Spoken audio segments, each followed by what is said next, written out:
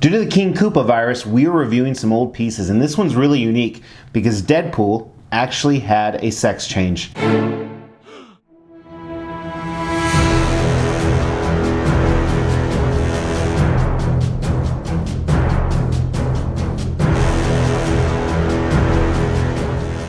I'm Mr. X, you're watching the Extreme channel where we have Extreme Collectibles. Today we're reviewing an older piece that's been reviewed, it's been out for a while, and it's a really unique piece which we're going to talk about in a second. But before we do, we are actually doing a statue giveaway. We're giving away these two Venom statues. Make sure to hit that like button right now and then stay tuned towards the end of the video to find out how to win them.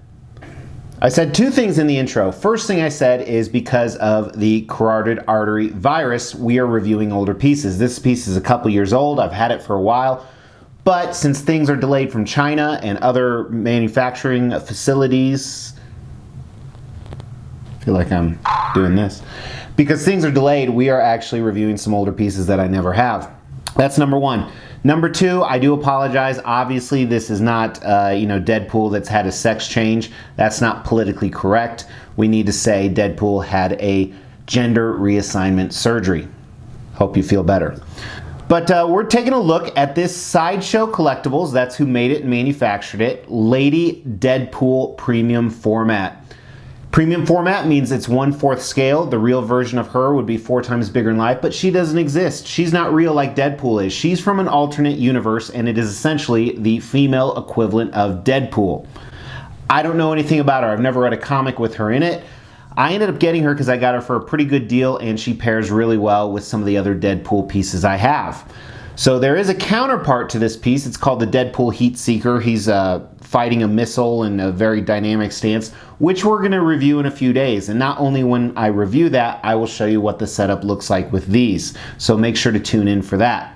Sideshow made 2,000 of these. 1,250 are the regular version, which means they have one portrait, which we're going to look at in a little bit. The other 750 are the exclusive version, like her right there, that have 2 head portrait switch out options. Retailed right around $660, $670 in that range. And I didn't pay that much. I paid like $510 shipped on eBay a few weeks after it sold out on Sideshow. Someone wanted to get rid of theirs. Thankfully, it came perfect, no issues. Really excited to have it. I wasn't going to buy her, but as I said, she pairs so well with the other one, and I got a screaming deal on her. So let's dive into the Extreme Review. With an Extreme Review, we use the Extreme scale. It's a 1 through 5 scale. Each letter signifies a number. Basically, on your left, my right, that is trash or a 1 out of 5, all the way up to X, which is extreme or the absolute best. And first thing we look at is concept of the piece. Now, because this is a character from an alternate reality that I assume doesn't have a ton of comics after her, or maybe Sideshow just made her up, I don't even know. You guys can let me know in the comments. They can do whatever they want with her. Do what you want with the body. Which is kind of scary to say to a female statue, but this is what they did. On the base, they have a sub base. It's a museum black base bottom, which we're going to look at. Black base bottom. There's a sexual joke in there somehow. And then there's some concrete that's been destroyed and smashed, and not just from the crash of her bike here, but we'll talk about that more in paint and sculpt. But she has a bike that has been completely destroyed. It's not clear whether it was her bike or someone else's. I like to think that it was hers, and it is completely mangled. Lots of detail, lots of cool stuff on there, and she is in a completely dynamic pose. This would be what we call dynamic or action pose, as opposed to a museum that is like taking a picture. She's on one leg doing a ninja kick to a missile that is coming near her, because as you guys know, Deadpool's powers and Lady Deadpool, they can't be killed. They heal from anything. So this would be very cool, very accurate. Not only is that going on, but she is slicing a bullet with her sword. Because they're expert swordsmen, or woman I guess I should say. She has another gun. She's completely decked out with guns and ammo and a whole bunch of stuff we don't know. So it's such an awesome concept, and it's, like I said, it's very similar to the Deadpool Heat Seeker concept, and I think it's awesome. It showcases someone whose power is kind of boring, where they just heal. How could they make them really cool, really dynamic? And they pulled it off. So it's a very cool concept. My one thing is it's such a lesser known character. That's why there's still some available on Sideshow's website. It is the collector's version, not the exclusive version, but you can still get it. Overall, give the concept a 4 out of 5. Very cool. I don't know why they came up with it, but it's neat. It's a rail for a concept. Regarding the design on this piece, you know, initially when you buy this, you're like, oh crap, look how much stuff could go wrong. And that is very, very true. So we're going to talk about that. We're going to talk about displayability. Let's start with the switch out. So you have a few different options. First of all, the handlebars of the bike, they don't have a specific place they set. So you can display it with them or without them, or just anywhere you want on the base. But let's look at the portrait. So first, here is the collector's portrait. This portrait comes with every single piece. And I'm not a fan of this because it's not Deadpool to me. I don't know why I say that, but we'll look at it close with paint and sculpt when we get to that category. And here is the exclusive. And I think this is an exclusive or bust. Sideshow does a great job normally with female portraits, and this is no exception. There's no likeness to a specific person because, as I said, this is an alternate reality where Sideshow kind of did their own take on it. I like the fact that they offered that. I wish that it would have been standard on all the pieces, and maybe that's why the collector's edition that doesn't have this portrait is still up for sale. Displayability, I actually like it a lot. So because she's not taking up much room, you can actually intertwine her with other characters. The widest part would actually be the base, which the diameter on that's approximately 12 inches. And the tallest part is probably her gun over here, which is just over 21 inches. So it doesn't really take up a lot of space, and if you have other characters with parts jutting out, you can slide it in right here. That's what she said. Another interesting part, we always have leaning issues. There is so much going on here. So first of all, she's not even attached to the base itself, she's attached to the bike.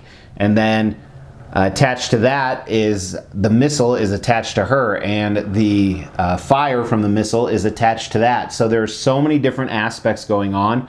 That always worries me, but I've had it at least, I want to say, for 18 months to 2.5 years, somewhere in that range, and never any leaning issues. So whatever they designed engineering wise, they must have done it well. Would be funny if it fell over in the review right now. Design wise, I can't really think of a lot that I would change. I'm going to give the design a 4 out of 5 as well. It's kind of surprising me how well this statue is scoring. We're going to dive into paint and sculpt, start at the bottom, go to the top, kind of measure it out together. And overall, it's not bad. Not that that's good. That's why it's called not bad. At the base, this black museum sub base on the bottom is fine. I'm not a fan of these. If you guys have watched the channel before, you know that. I do like the base though. This concrete is fantastic. Not only did they do a great job with the texturing of it, but they did a great job of the color and texture when it comes to the cracks and the dents. Clearly the bike crashed here, and part of it is a little bit of a darker gray black, which almost makes me think maybe the bike was on fire. Going on here, which is really cool. The bike, there's some really good parts. Let's look at the wheel and the gears and stuff right here. This looks awesome. It's really well done, the coloring on it, the engineering, the sculpt. The body of the bike, I like how bent and messed up it is, and I like the damage, but the paint looks a little cheap, especially on those damaged, those gray parts. But there's a lot of detail in here, which is really cool, whether it's the broken tail light or the decals, the bent vents. I like the cushion seat. It's fully sculpted. It looks like cushion. Really good job on that.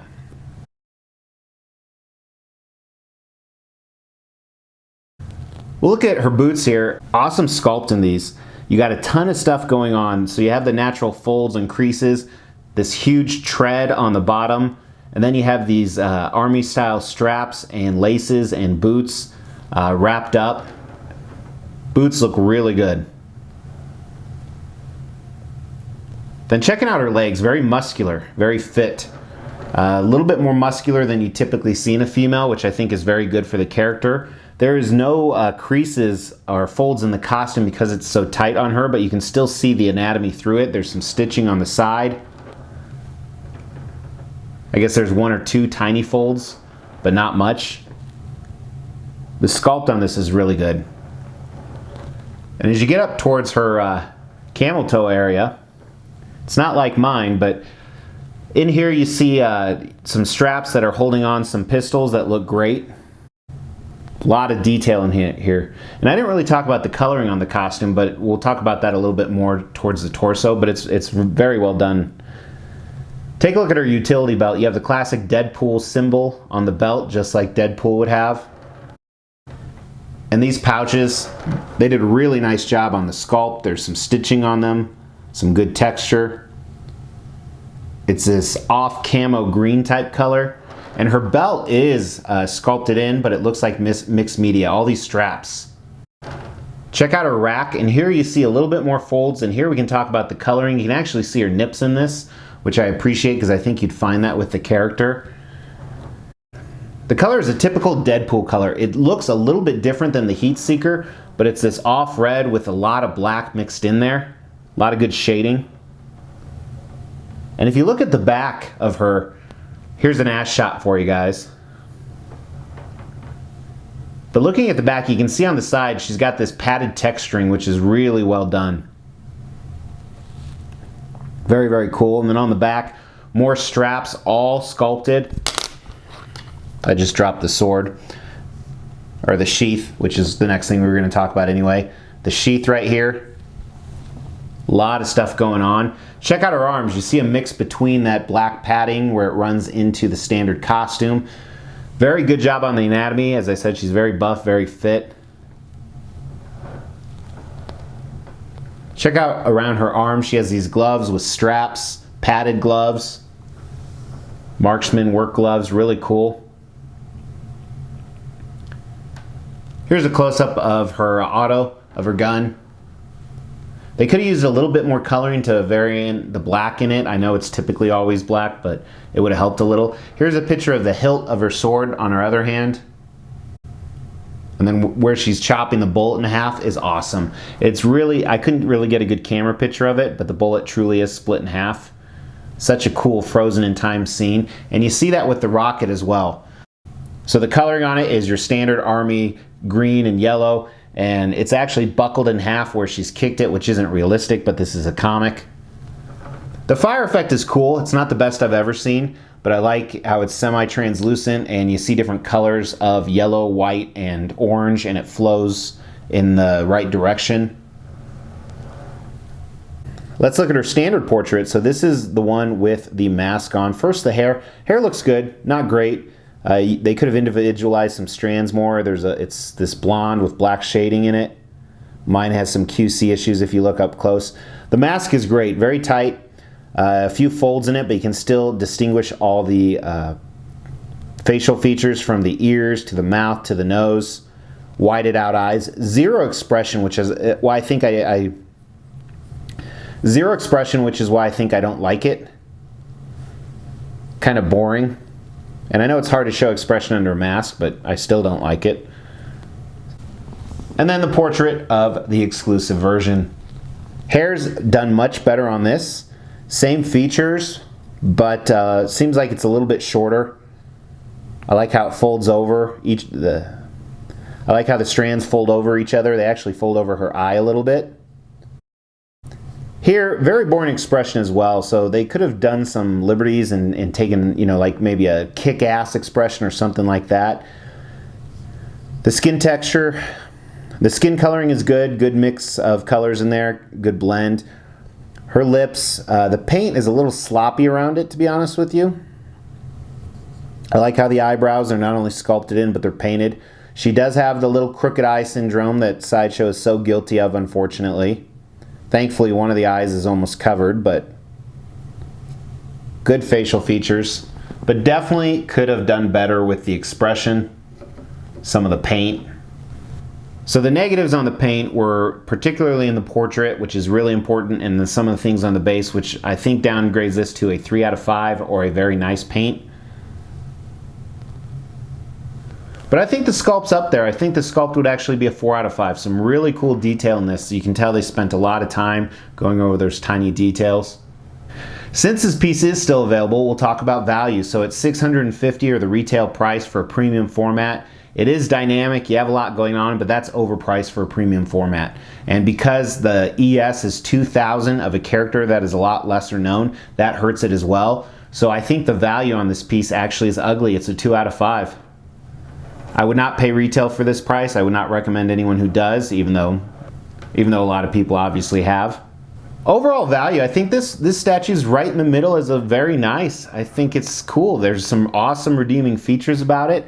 The fact that it's such a secondary and unknown character really hurts the overall aspect of a statue. It just does. That's the realism of life, no matter how cool they can make it. And the sales show that. That's why it's still available.